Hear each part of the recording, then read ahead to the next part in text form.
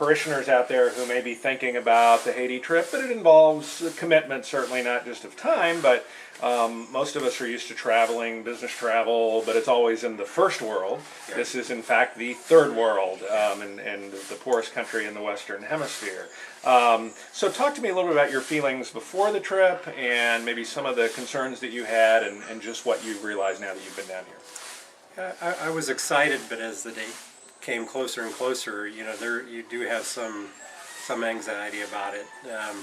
Health obviously is a concern, and went to my physician and got shots for hepatitis A and B and booster shots for several other things, meningitis, and that just is part of going is being careful. Was worried more than anything about cholera because that had been in the news, and making sure we had fresh water, and that hasn't been a problem.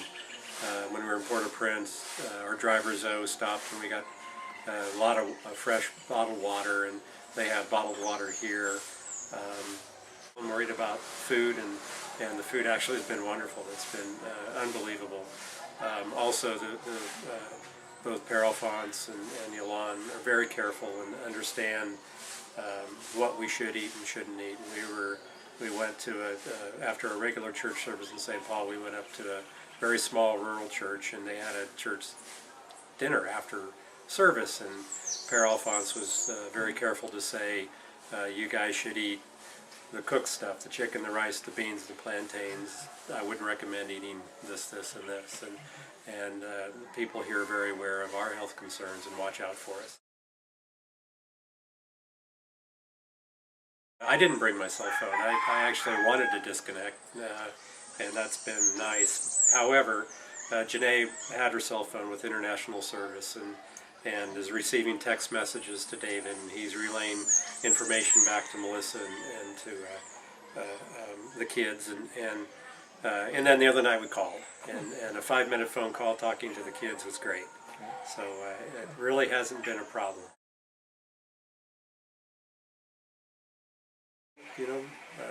Ask what it's about.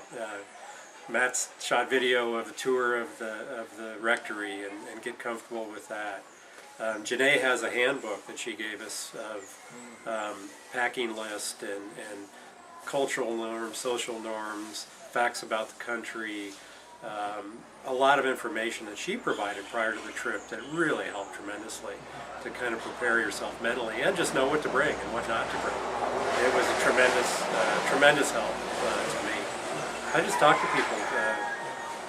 We were kind of laughing. It's and you might talk about this comparison a bit, but it's some of us who are dads and moms have done kind of camping, and it's sort of similar to that in a way, right? Yeah, it is. I compare it to Camp Wood, and because Nels and Greta go to Camp Wood, and I have to say it's probably much nicer than Camp Wood.